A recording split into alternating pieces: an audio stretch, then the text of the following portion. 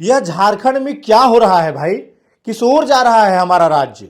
जहां बच्चे टूटी डेस्क पर बैठकर भविष्य लिख रहे हैं, वहां सियासत गद्दे की मोटाई नाप रही है। जहां युवा नौकरी के फॉर्म भरते भरते थक जा रहे हैं, वहां सदन में बहस इस बात पर है कि 3 लाख के फर्नीचर क्यों पूरे नहीं हो पा रहे हैं।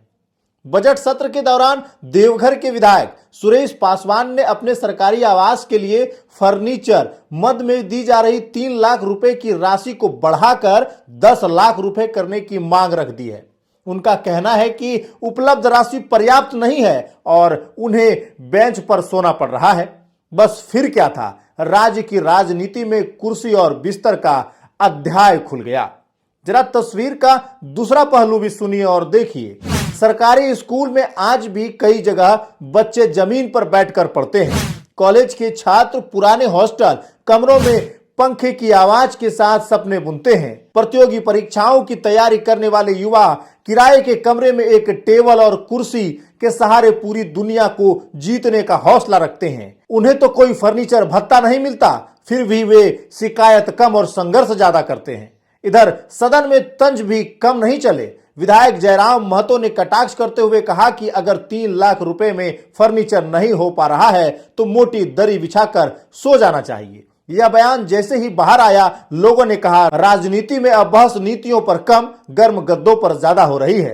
पूरा मामला इसलिए और चर्चा में है क्योंकि राज्य में अबुआ आवास योजना के तहत जरूरतमंद परिवार को घर निर्माण के लिए लगभग 2 लाख रुपए की सहायता मिलती है।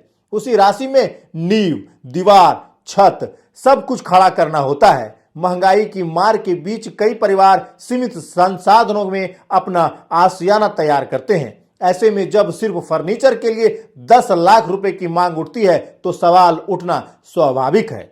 अब लोग पूछ रहे हैं, क्या झारखंड का भविष्य अब सोफे की क्वालिटी से तय होगा? क्या प्राथमिकताएं बदल गई हैं?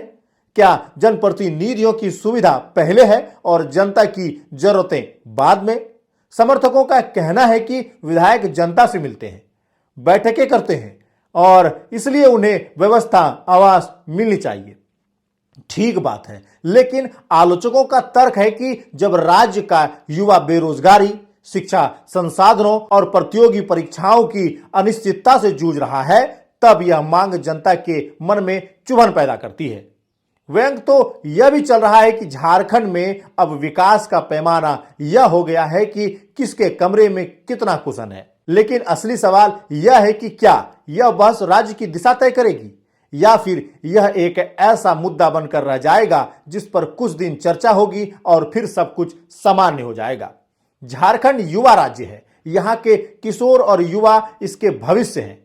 वे डिजिटल शिक्षा, बेहतर रोजगार और पारदर्शी व्यवस्था की उम्मीद रखते हैं, मगर राजनीति की चर्चा इन मुद्दों पर लगे दो तस्वीर बदल देती है।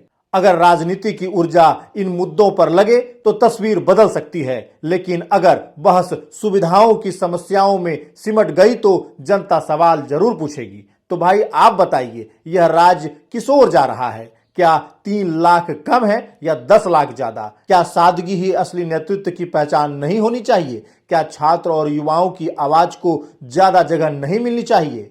कमेंट में अपनी राय जरूर लिखें। इस खबर को शेयर करें ताकि चर्चा सिर्फ सदन तक सीमित ना रहे, बल्कि हर गली, हर कॉलेज और हर गांव तक पहुंचे। आखिर राज्य की असली ताकत ना तो कुर्सी है और ना गद्दा, बल्कि वह जनता है जो सब देख रही है और समय आने पर फैसला भी करती है। बाकी बने रहें हमारे साथ, देखते रहें जिला जोहार। धन्यवाद।